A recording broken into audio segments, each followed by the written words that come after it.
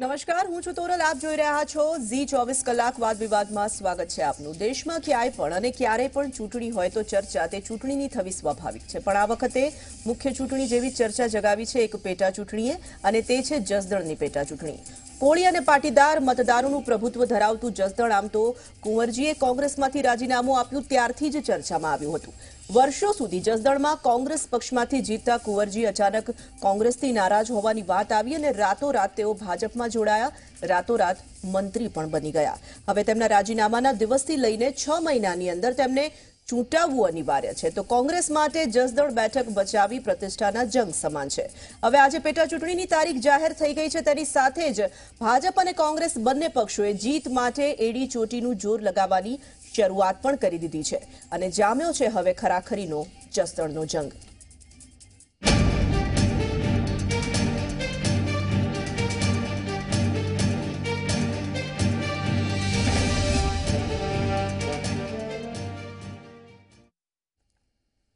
તો 20 ડિસેમ્બરની તારીખ જાહેર કરવામાં આવી છે પેટા ચૂંટણીને લઈને, અને 23 ડિસેમ્બરે જસદણના જંગનું ચિત્ર સ્પષ્ટ પણ થઈ જશે. એટલે કે 23 ડિસેમ્બરે પરિણામ જાહેર થશે કે આખરે જસદણનો જે તાજ છે તે કોના શિરે જાય છે. અને આ જ વિષય પર આજે વાત પણ કરીશું. વાત કરવા કોંગ્રેસના નેતા જયરાજસિંહ પરમાર જોડાયા છે, બીજેપીમાંથી નેતા રાજુ ધ્રુવ છે આપણી સાથે, તો રાજકીય વિશ્લેષક દિલીપ ગોહિલ પણ જોડાઈ ગયા છે. આપ ત્રણેયનું ખૂબ ખૂબ સ્વાગત. રાજુભાઈ, સૌથી પહેલો સવાલ આપને. જસદણનો જંગ જીતવા માટે બરાબર જોર લગાવી રહ્યા છો, એડી ચોટીનું જોર લગાવી રહ્યા છો. આજે તો ઘણા બધા લોકોને કોંગ્રેસમાંથી તમારા ત્યાં પણ ખેંચી લાવ્યા.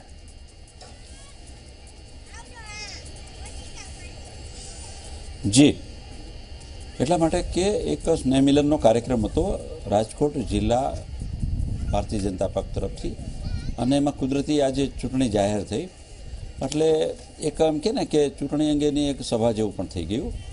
હવે એક શું છે કે કુંવરજીભાઈ બાવળિયા એક લોકનેતા છે અને જનજીવન સાથે જોડાયેલી વ્યક્તિત્વ છે. ત્યારે આજે સ્વાભાવિક છે કે કુંવરજીભાઈની સાથે જેમણે વર્ષો સુધી કામ કર્યું હોય તો એવા ઘણા બધા લોકો આજે કુંવરજીભાઈના કારણે આજે ભારતીય જનતા પક્ષમાં પ્રવેશ મેળવ્યો. પ્રદેશ અધ્યક્ષ આદરણીય જીતુભાઈ વાઘાણી પણ ઉપસ્થિત હતા અને એમણે કેસ પહેરાવી અને આ મિત્રોને આવકાર્યા.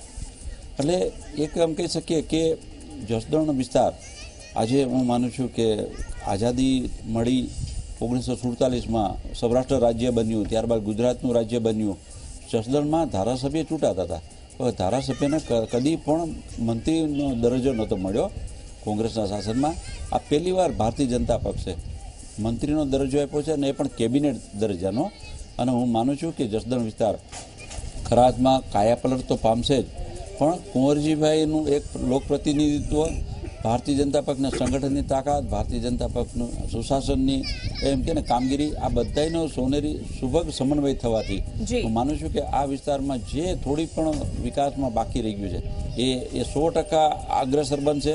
પીવાના પાણીની સમસ્યા આજે ભૂતકાળ બની ગઈ છે. સિંચાઈ માટેનું પાણી પણ અમે આજે આમ કે ને કે આંકડિયા ડેમ ભર્યો, આરણસાગર ડેમમાં પણ હમણાં ઠલવશું. જસદણમાં કુંવરજીભાઈ આવ્યા એ પહેલાં પણ અનેકવિધ યોજનાઓ ચાલુ હતી, પરંતુ કુંવરજીભાઈ આવ્યા અને એમાં પણ પાણી પુરવઠા મંત્રી બન્યા છે.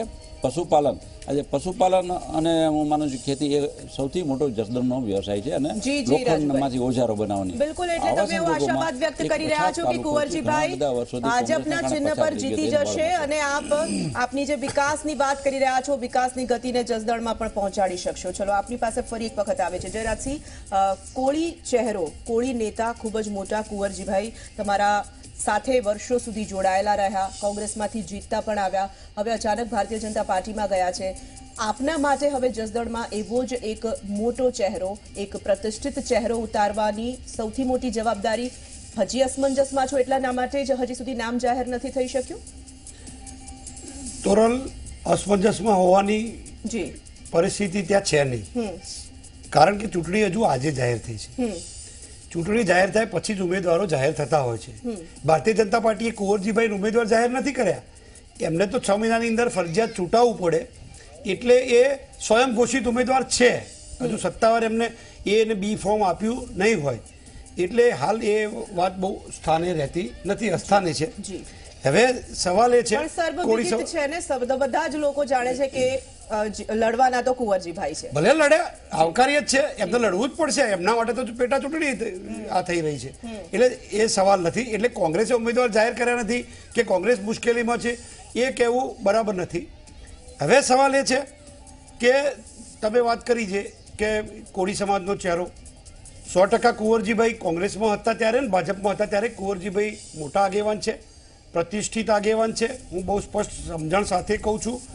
અમારે ત્યાં એવું નથી કે કોંગ્રેસમાં હતા ત્યાં સુધી સારા, ત્યાં સુધી સોનાના, પછી સામા પક્ષમાં જાય એટલે પિત્તળના થઈ જાય, એવું નથી. કુંવરજીભાઈ પ્રતિષ્ઠિત આગેવાન છે જ અને રહેશે.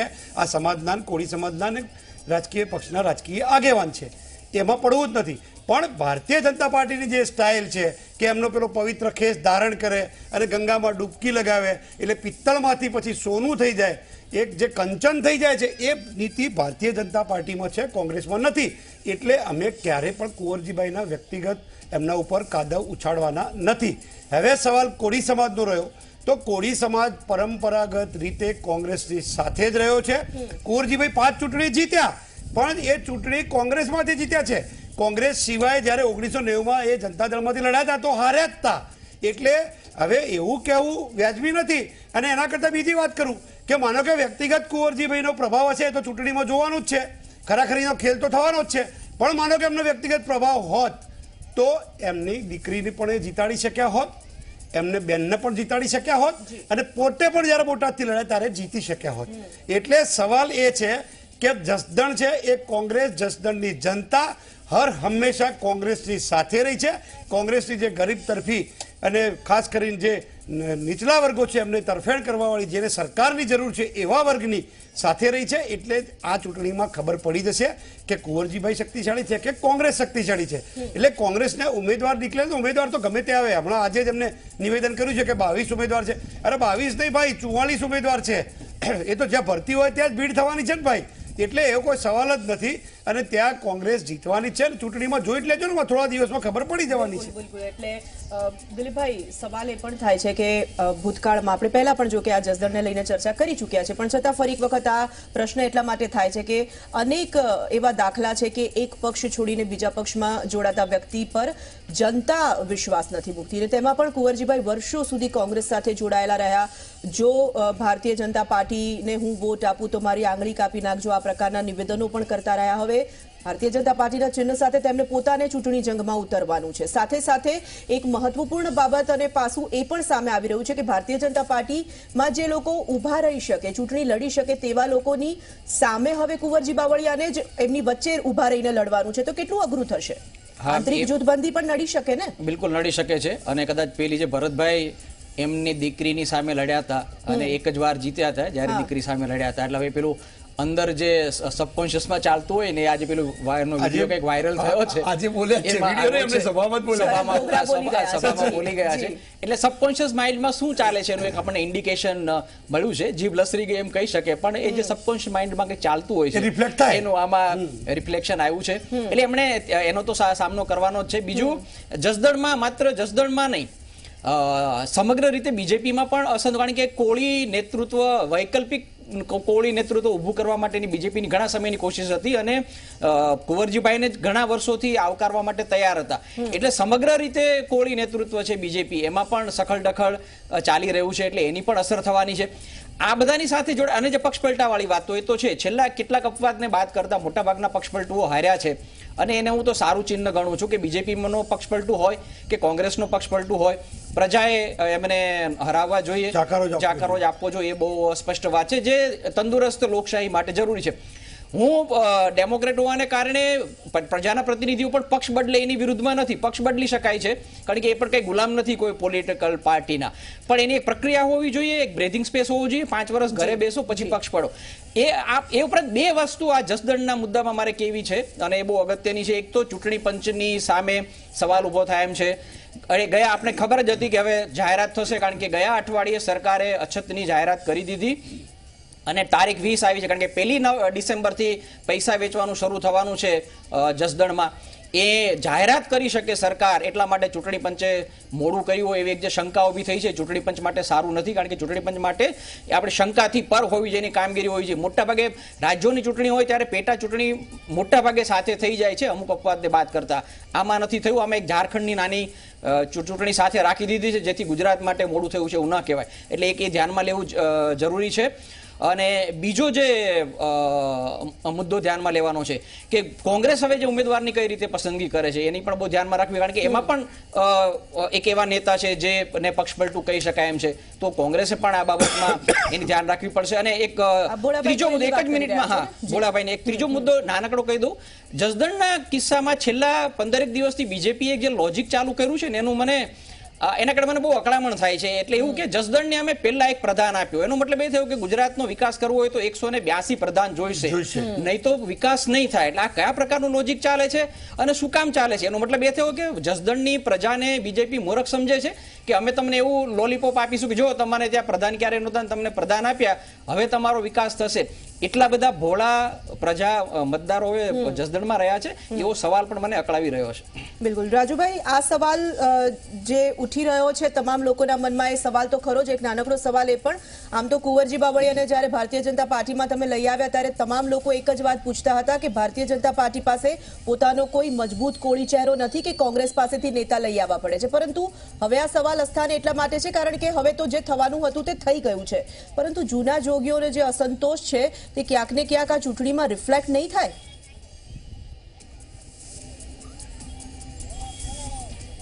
જરા પણ નહીં. એક વાત આપને કરું કે અમે વાત કરીએ છીએ કે ભાઈ અમે જસદણ વિસ્તારના ધારાસભ્યને મંત્રીમંડળમાં સ્થાન આપ્યું, તો એમાં અજુગતું શું છે? અમે કયું બિનસંસદીય વિધાન છે અમારું?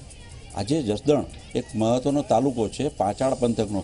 આજે આપણે જોઈએ હળવદ બાજુથી રાજુભાઈ, એમાં લોજિક એવું નીકળે છે કે તમે પ્રધાન બનાવ્યા એટલે હવે તમારો વિકાસ થશે, અત્યાર સુધી તમારો નહોતો થયો. એટલે એનો અર્થ એ નીકળે છે. એટલા માટે વિકાસ થાય તો સારું, પણ એનો અર્થ નીકળે છે એટલો. તમે બે મિત્રો બોલતા, તમે સાંભળો, બે મિત્રો બોલતા ત્યારે હું સાંભળતો હતો. નહીં સાંભળો, તમે બે મિત્રો બોલતા ત્યારે હું સાંભળતો હતો. એટલે હવે મને લાગે કે આપણે બધા we are suppose two B good listener. Okay. એટલે એક સાંભળો કે આજે સૌનો લોજિક હોય છે. દિલીપભાઈ એમનું લોજિક વાત કરે, એમનો તર્ક હોય છે ને, એમનું માઇન્ડસેટ હોય, પણ એ એમને લોકશાહીમાં અધિકાર છે. હું બહુ સ્પષ્ટપણે કહું છું કે હા, અમે જસદણને જે કોંગ્રેસ નથી કરી શકી, જે કોંગ્રેસે જસદણને મંત્રીમંડળમાં કેબિનેટમાં સ્થાન નથી આપ્યું, એ ડંકાની ચોટ ઉપર આપ્યું છે, 100% આપ્યું છે. તો એનું અમને ગૌરવ છે, નંબર 1. નંબર 2, ભારતીય જનતા પક્ષનું આજે સ્નેહ મિલન હતું, જિલ્લા કક્ષાનું. તમામ અગ્રણીઓ હાજર હતા, તમામ એમ કહી શકીએ. અમને 100% ખાતરી છે કુંવરજીભાઈ જીતતી જ જવાના છે, પરંતુ હવે પ્રશ્ન સરસાઈનો છે, મતોની સરસાઈ, લીડનો છે.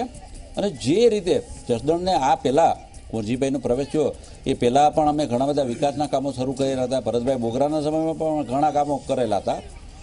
કુંવરજીભાઈ અમારામાં આવ્યા, એક સારા લોકપ્રતિનિધિ. અને બીજી એક આપને તોરલ મેડમ વાત કરું કે કુંવરજીભાઈને અમે એક રાજકીય એંગલથી નથી જોતા.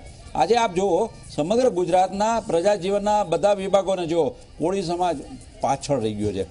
શિક્ષણની દ્રષ્ટિએ, આમ કે ને કે વિકાસની દ્રષ્ટિએ, આર્થિક ઉન્નતિ હોય, ખેતી હોય, તો એમાં ક્યાંક ને ક્યાંક કોળી સમાજને એક સપોર્ટની જરૂર છે.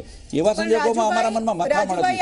અમે ખૂબ પ્રયત્ન કરતા હતા કે આ સમાજ વિકાસમાં દરેક સમાજનો ભાગ છે, દરેક સમાજનો હિસ્સો છે. રાજુભાઈ, કોળી સમાજ પાછળ રહી ગયો છે તો કેટલાય વખત અમે આજે તક આપી ને, આજે આ વિસ્તાર આજે સમાજને આગળ ન લાવી શક્યા. ભારતીય જનતા પાર્ટીમાં જોડાશે તો જ આગળ લાવી શકશે. કુંવરજીભાઈ નહીં, એટલા માટે મેડમ, એટલા માટે 100% આપની વાતને હું જવાબ આપું છું કે કુંવરજીભાઈ ત્યારે વિરોધ પક્ષના ધારાસભ્ય હતા. એને લીધે એક તો શું થતું કે દરેક કામકાજોમાં વિરોધાભાસી દ્રષ્ટિબિંદુઓ થતા હતા. આજે કુંવરજીભાઈ એક લોકપ્રતિનિધિ, એક લોકનેતા, એ ભારતીય જનતા પક્ષમાં આવે છે. એને લીધે અમને રાજકીય ફાયદાની અમારી અપેક્ષા નથી. અમે આ વિસ્તારની કાયા પલટ કરવા માંગીએ છીએ. આ વિસ્તારના કોળી સમાજ એજ્યુકેશન દ્રષ્ટિએ, આરોગ્યની તમામ દ્રષ્ટિએ તમામ વિધાનસભા બેઠક એટલી જ મહત્વની છે. શા માટે જસદણ પર જ ફોકસ કરે છે ભારતીય જનતા પાર્ટી? નહીં દરેક જગ્યાએ તકો મળી છે. 1995 પછી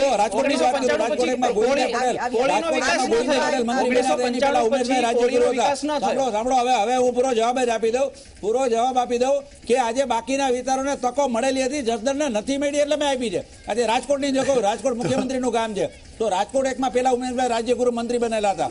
આપ જો એક પછી કે ત્યાં કોંગ્રેસમાંથી સુશીલાબેન શેઠ પણ બનેલા હતા, મનોજસિંહ જાડેજા પણ મંત્રી બનેલા હતા અને ભારતીય જનતા પક્ષમાંથી મુખ્યમંત્રી વિજયભાઈ રૂપાણી છે. તો આવા દરેક વિસ્તારોમાં સમયાંતરે દરેક લોકોને તકો મળી છે. જસદણને આજ સુધી 72 વર્ષમાંથી 50 વર્ષ સુધી કોંગ્રેસે તક જ નથી આપી. ઠીક છે જરાસિંહ, જીતવા માટે કયા એજન્ડા, કયા મુદ્દાઓની સાથે જસદણમાં આગળ વધવાનું છે? માત્ર કુંવરજી બાવળિયા અને ભારતીય જનતા પાર્ટીને હરાવવાનું એકમાત્ર લક્ષ્ય કે બીજા કોઈ મુદ્દાઓ પણ છે? સૌથી પહેલી તો વાત એ કરું કે આ ચૂંટણીમાં માનો કે એક પણ સીટ ભારતીય જનતા પાર્ટી જીતે કે કોંગ્રેસ જીતે, એનાથી એના ન્યુમરિકમાં કોઈ ફરક પડવાનો નથી. એના આ કોઈ નંબરિંગ ગેમ નથી કે એક ધારાસભ્ય ઉપર જ આખી સરકાર બનવાની છે, તૂટી જવાની છે, એવું નથી.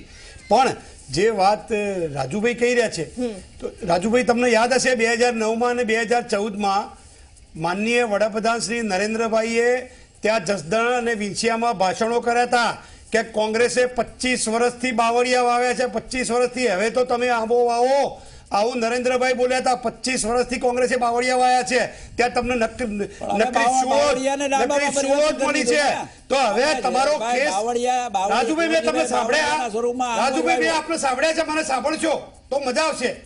એટલે હવે કુંવરજીભાઈ તમારો પવિત્ર ખેસ ધારણ કર્યો, જાદુઈ ખેસ, એટલે હવે આંબામાંથી કેરીઓ આવવાની છે, એ બાવળીઓ કેરી આપશે? મને એ વાત તમારું લોજિક સમજાવો. અને બીજું કહું, કોળી સમાજ પણ જોતો હોય આપણા G24 કલાકના માધ્યમથી, તો કોળી સમાજ પણ સમજે કે કુંવરજીભાઈ કોળી સમાજના સન્માનીય નેતા છે, પણ એમને કોળી સમાજની જો પર્ટિક્યુલર રાજુભાઈ જે રીતે વાત કરી રહ્યા છે એ રીતે વાત કરતા હોય તો એ સામાજિક દરેક કોમના 18 વર્ણના નેતા હોય છે, રાજકીય આગેવાનો. કોઈ એક કોમના આગેવાન હોતા નથી. કુંવરજીભાઈ હોય કે ભારતીય જનતા પાર્ટી હોય કે કોંગ્રેસ હોય, તમામ લોકો એમને મત આપતા હોય છે. અને કોળી સમાજનું હિત કુંવરજીભાઈએ શું કર્યું મને સમજાવો. જ્યારે કુંવરજીભાઈ પોતે નહોતા ત્યારે તો એમની દીકરીને ટિકિટ આપી દીધી હતી, એમની બેનને ટિકિટ આપી દીધી હતી. એટલે હું કાં તો મારા ઘરવાળા આ જ વાત કુંવરજીભાઈ આજ સુધી પાડી છે. તો પછી કયા રાજકીય આગેવાનને કુંવરજીભાઈએ નેતા બનાવે એ તો મને સમજાવો. હવે તો રાજકારણમાં ચૂંટણી છે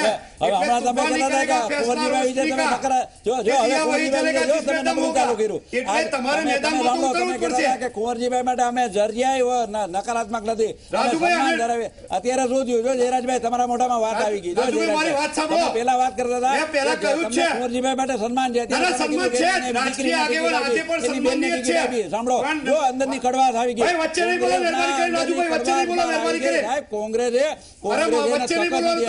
આજે તમે પરેશભાઈ ધાનાણીને તક આપો, અમિતભાઈ ચાવડાને તક આપો, તમને કુંવરજીભાઈને તક ના આપી. શા માટે? માણસ હતો, તમે આપી શકો ને એને પ્રદેશ કોંગ્રેસનો પ્રમુખ બનાવી શકત, કોંગ્રેસના CLP લીડર બનાવી શકત, કોંગ્રેસમાં વિધાનસભા અમિતભાઈ ચાવડાને બનાવ્યા.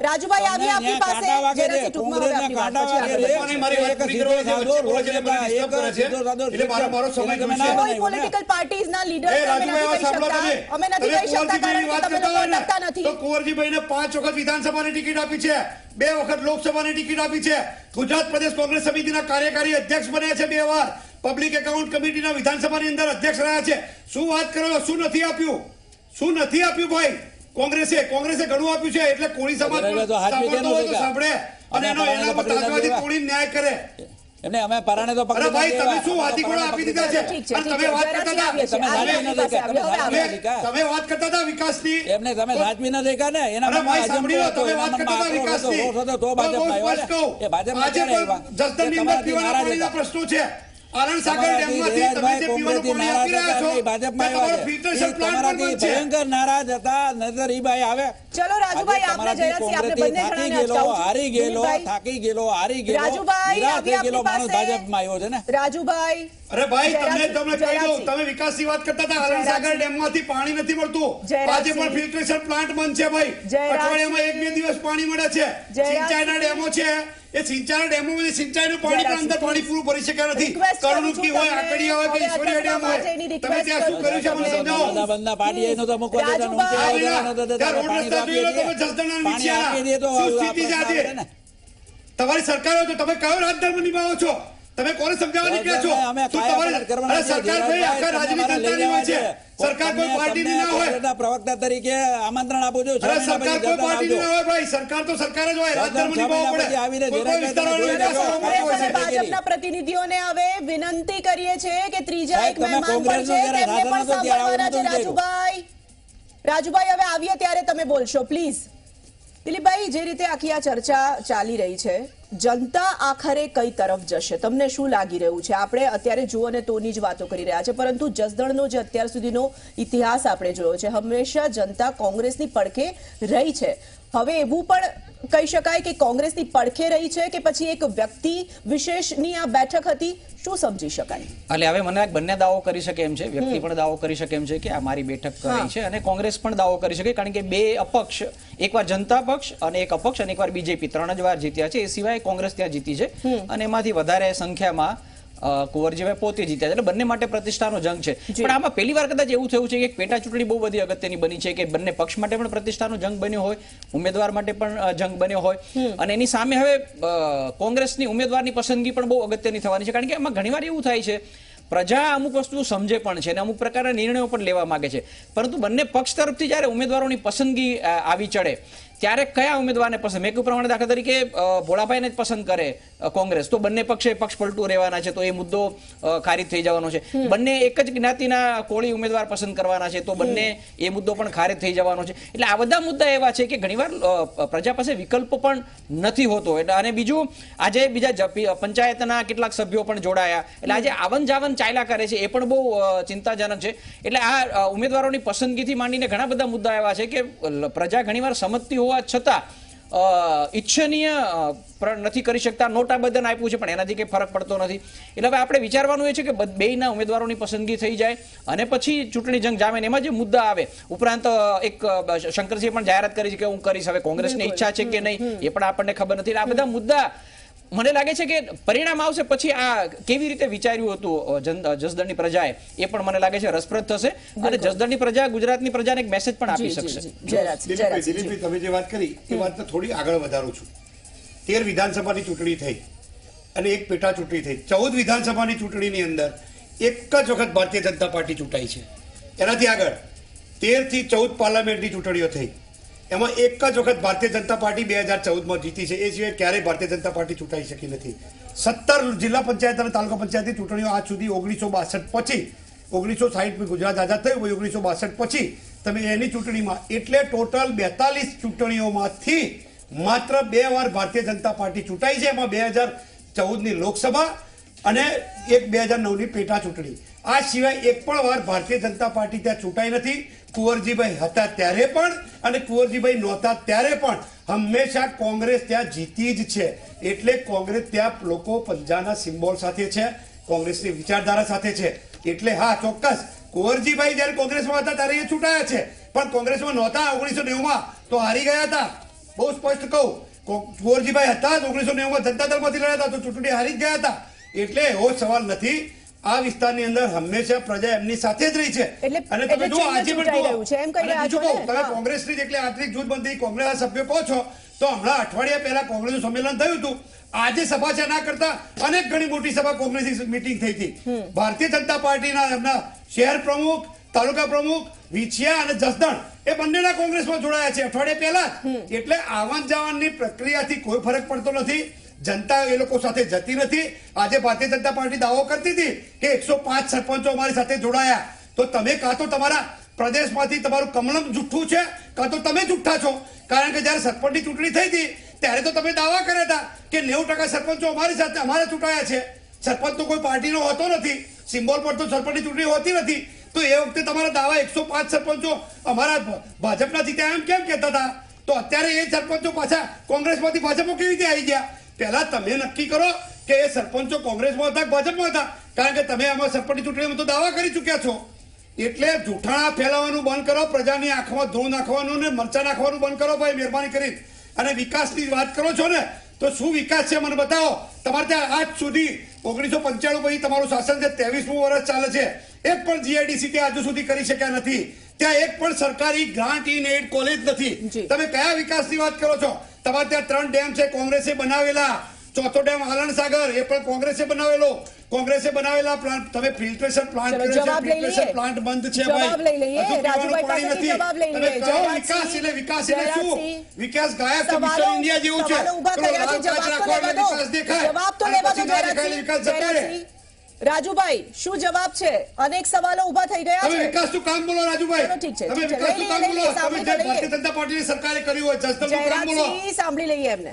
ખાલી કામ ગણાવો, 5 કામ ગણાવો મને રાજુભાઈ. અને કોંગ્રેસે કરેલા 50 કામ ગણાવો લાઈનસર, એક પણ રિપીટ નહીં થાય. જયરાજસિંહ પ્લીઝ. જયરાજભાઈ અત્યારથી આટલા બધા હતા. જયરાજભાઈ આટલા બધા આટલા થઈ જાવ માં, આટલા બધા તમારો પરાજય જીતી છે, આટલા બધા હતા. તમે 23 તારીખ સુધી તો રાહ જો.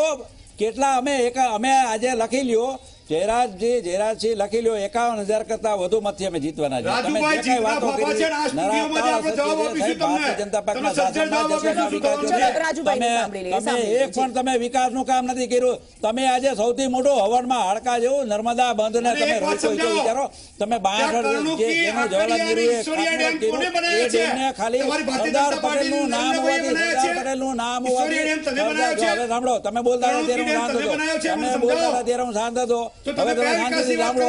સરદાર પટેલ પ્રત્યેનો દ્વેષ એટલો બધો હતો કે નર્મદા બંધ આજે નર્મદાના પાણી, ગુજરાતની લાઇફલાઇન, ગુજરાતની તમે બાંધીને પૂરી દીધી. નરેન્દ્રભાઈ મોદીને કારણે નર્મદા બંધ પૂરો થયો. જયરાજભાઈ, તમે તો ગુજરાતના સૌથી મોટા હિત શત્રુ છો. તમે કોળી સમાજને પગાર ફક્ત ને ફક્ત વોટ બેંક તરીકે ઉપયોગ કર્યો. અમે તો આ કોળી સમાજને ગુજરાતના બાકીના સમાજની સાથે રાખવાના છીએ. તમે કોળી સમાજનો વોટ બેંક તરીકે ઉપયોગ કર્યો. મોહનજીભાઈ બાવળિયા હારી થાકીને ભાજપમાં આવ્યા, હારી થાકીને અન્યાય થયો છે.